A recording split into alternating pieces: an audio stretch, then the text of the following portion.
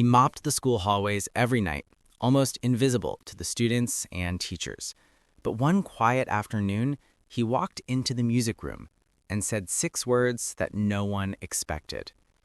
"Play one song for me." What happened next left the teacher in tears, and it changed how the entire school saw him forever. In a small town in Iowa, where Friday night football games filled the bleachers and the high school marching band was the pride of the community, there worked a janitor named Clarence Whitaker. Clarence wasn't the kind of man anyone noticed. He moved quietly through the halls of Harrison High School, mop in hand, pushing his yellow cart. To the students, he was just the janitor. To the teachers, he was a blur in the background. Nobody asked about his past. Nobody wondered why a man in his late 50s was scrubbing cafeteria floors at midnight. But Clarence carried a secret, one that he guarded more tightly than the keys jingling on his belt. The only teacher who ever paused to greet him was Miss Caroline Mercer, the school's passionate music teacher. Caroline was in her early 40s, sharp, driven, and deeply respected. She had built the choir and band program into something extraordinary, winning competitions across Des Moines. Her students adored her. Clarence often lingered near the music room door during rehearsals, not long enough to be noticed, just long enough to hear the sound of instruments and voices soaring, long enough to remember something he had once lost. One evening, when most of the students had gone home, Clarence stood by the doorway. Caroline was packing up sheet music. He cleared his throat, something he almost never did. "Miss Mercer," he said, voice raspy from years of silence, "play one song for me."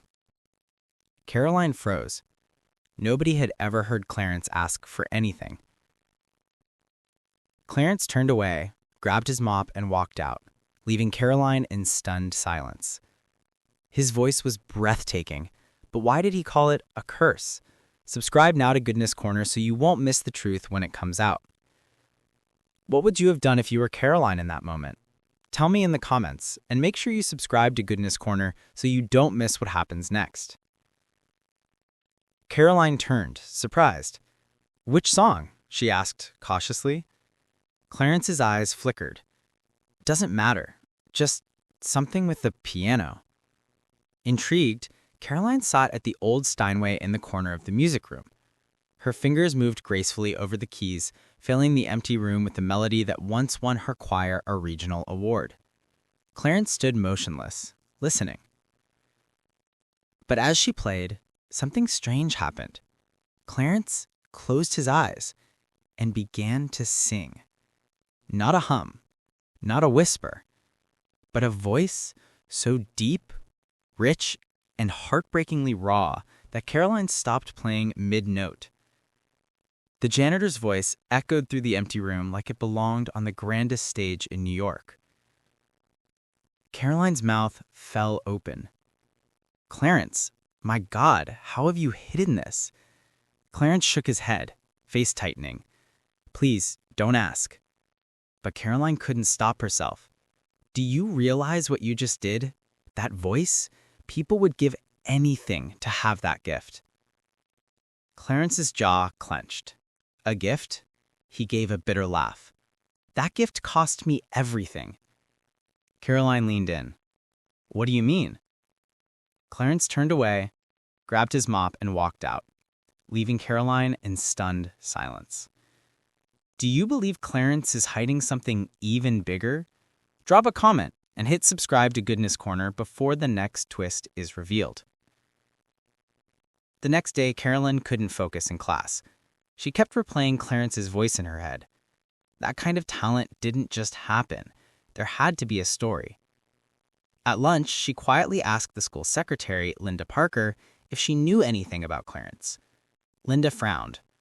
"Not much. He's been here about 6 years. Came from somewhere down south, I think. Keeps to himself."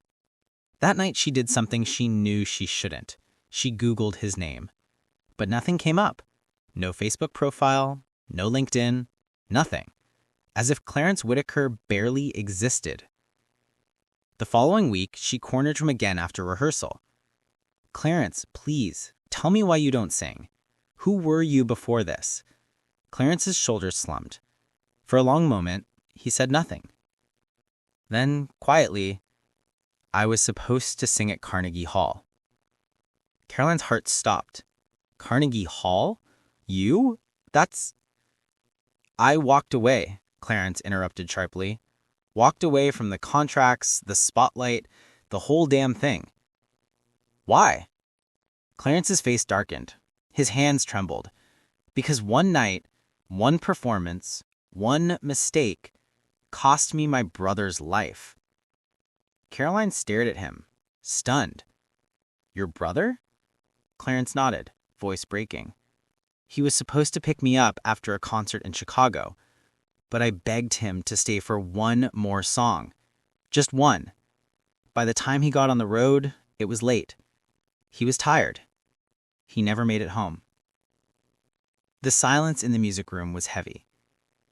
I never sang again, Clarence whispered. Couldn't. Every note felt like blood on my hands. Caroline's eyes blurred with tears. The man everyone dismissed as invisible had been carrying grief heavier than anyone could imagine. But she wasn't about to let his gift die in silence. Clarence, you can't punish yourself forever. Music was never the enemy. That accident wasn't your fault. Clarence shook his head violently. You don't understand. There's more. Things I've never told a soul. Caroline leaned forward. Then tell me. Clarence hesitated, then said the words that changed everything. My brother wasn't the only one who died that night. That one line changed everything. Who else could have died?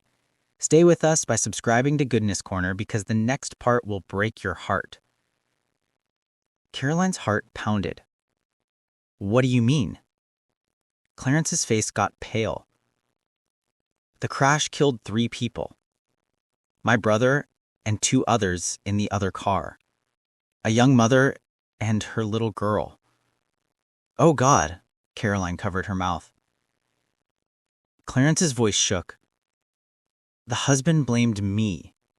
Said if I hadn't kept my brother, his family would still be alive. He tracked me for years. Made sure I couldn't sing anywhere. Blacklisted me.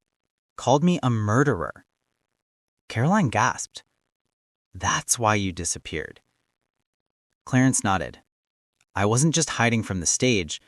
I was hiding from him, from the hate, from the truth. I was just hiding from the stage. I was hiding from him, from the hate, from the truth. Would you forgive Clarence or condemn him? Comment below and subscribe to Goodness Corner to see how his story unfolds. Weeks later, the school prepared for the Spring Showcase, a community-wide event where students performed in front of hundreds. Caroline hatched an idea.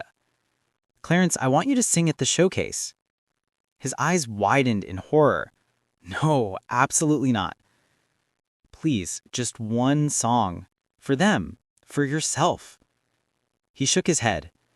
If I step on that stage, people will know. The past will come back. Caroline met his gaze. Or maybe, finally, it will set you free. The night of the showcase arrived. Parents filled the gymnasium, students tuned instruments. Caroline scanned the crowd anxiously. Clarence hadn't shown up. Then, just as the lights dimmed, he appeared. Dressed in his janitor uniform, hands trembling. He walked onto the stage. Gasps echoed through the audience. Clarence gripped the microphone. I've hidden most of my life. But tonight, I'm asking for forgiveness the only way I know it. The piano began. Clarence sang. And the gym fell silent. Every note carried decades of grief, love, regrets, and hope. By the final chord, people were on their feet, tears streaming down their faces. Caroline herself was sobbing. But just as the applause thundered, a man at the back of the gym stood up, fists clenched. His voice cut through the cheers. You don't belong here. You're a murderer." The crowd gasped. Clarence froze. The past had finally caught up to him. Was Clarence finally free, or had his secret destroyed everything? Subscribe to Goodness Corner so you never miss the stories that remind us why goodness matters.